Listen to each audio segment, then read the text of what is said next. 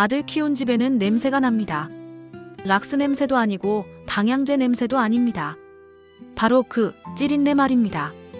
아침마다 화장실 문을 열면 코끝을 찌르던 그 냄새. 아휴, 또 튀겼네.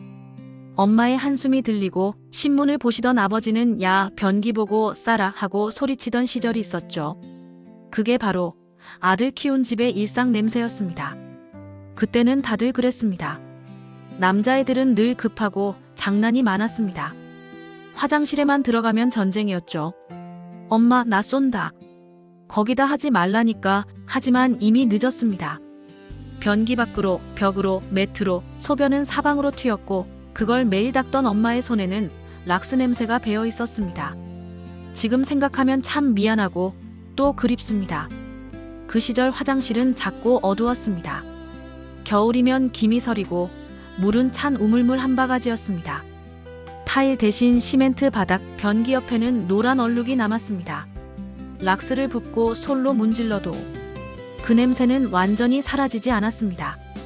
그럼에도 청소 끝난 뒤에 하얀 비누향, 그 향기 속에 섞인 미세한 암모니아 냄새가 지금은 묘하게 그립습니다. 그런데 요즘은 세상이 달라졌습니다.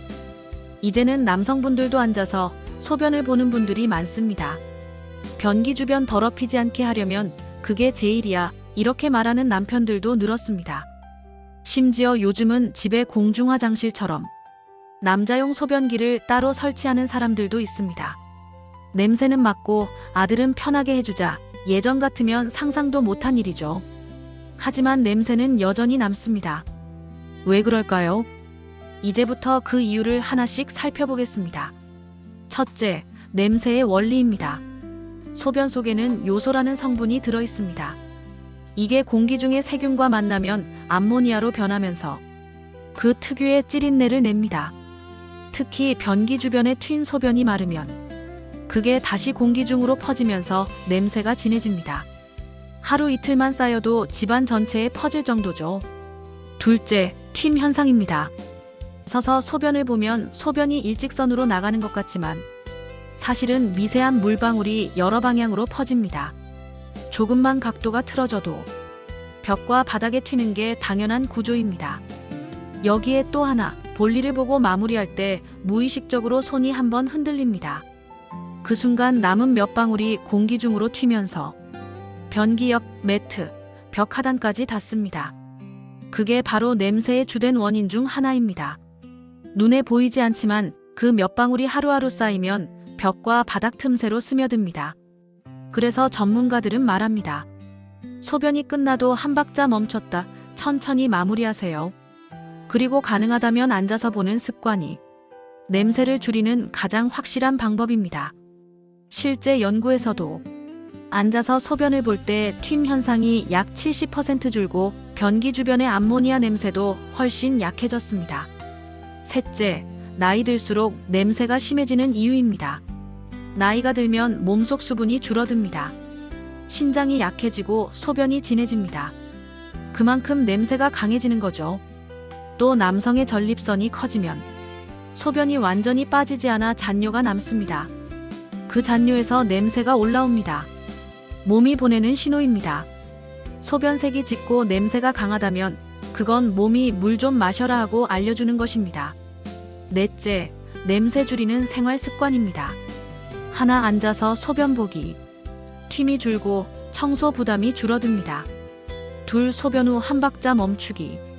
급히 움직이면 남은 몇 방울이 주변으로 퍼집니다. 셋, 하루 8잔의 물 마시기. 몸속 노폐물이 묽어져 냄새가 약해집니다.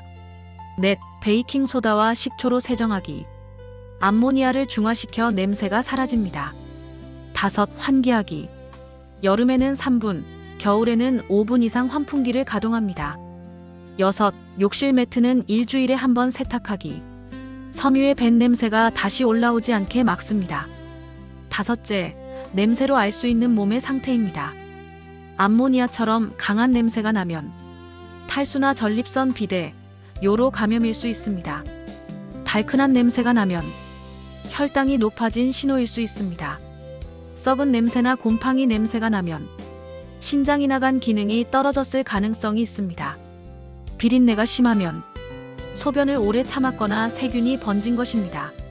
이럴 땐 단순히 방향제로 덮지 말고 물 섭취를 늘리고 몸의 변화를 살펴야 합니다. 필요하면 건강검진에서 전립선, 혈당, 신장 기능을 점검하세요. 결국 냄새는 단순한 위생 문제가 아닙니다. 몸이 보내는 신호이고 세월이 쌓인 흔적입니다. 그 시절엔 아들 키운 냄새였고 지금은 내 몸이 알려주는 건강의 냄새입니다. 화장실 냄새 하나에도 가족의 세월이 스며 있습니다. 락스 냄새 속에서, 암모니아 냄새 속에서 우리는 가족을 키웠고 인생을 살아왔습니다. 이제는 그 냄새를 탓하지 말고 몸이 보내는 목소리로 들어주세요. 냄새보다 중요한 건 건강입니다. 그리고 냄새보다 따뜻한 건 그 시절을 함께한 추억입니다.